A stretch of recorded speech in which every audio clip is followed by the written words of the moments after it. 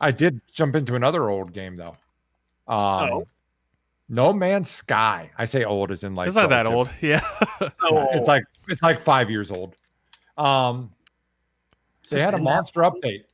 It's like their third huge update they've had since launch. And yeah, this is kind of cool. They added a shit ton of environmental stuff. So previously it's been like, hey, we're making the underworlds bigger, more pronounced. We're adding base building. And now they're adding to their engine for their procedurally generated. You see, Oh. I don't okay. Renee calls out 12 large updates. I viewed the large updates as effectively just the water expansion, the base building, and then the this one is really what I view as the big. They've had a fuck ton of updates, but right now they're on build that they're calling 3.0. So they're calling it the third active state of the game, really.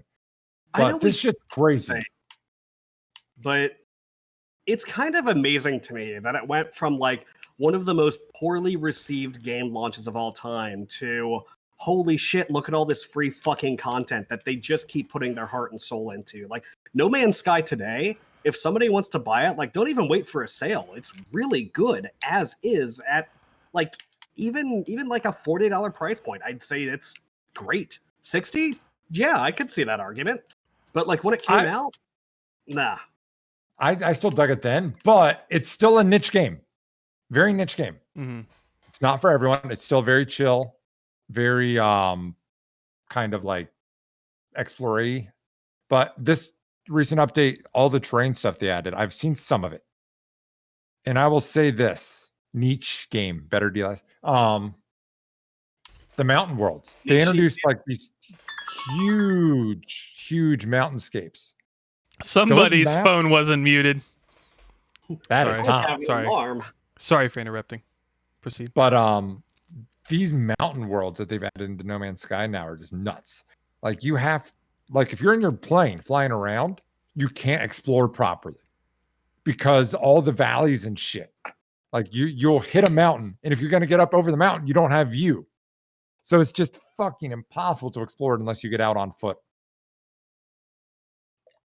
But yeah, there's a lot of new wildlife they've added. They've added insects. I saw this floating like octopus kind of thing. It was kind of cool. But the biggest thing fidelity wise, I think they added was the you can have binary systems and stuff like that. More than one sun per system. So you'll get some of those cool Star Wars sunrises where you have multiple suns and shit, which is really, really fucking cool.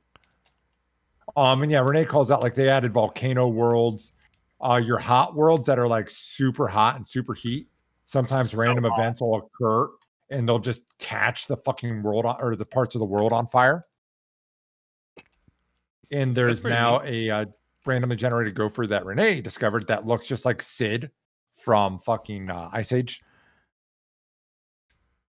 Volcano World, so hot right now. So hot.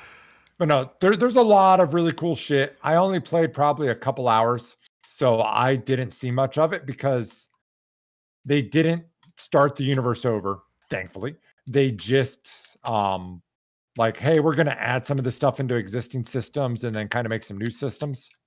Oh, okay. So they did it in a really nice way.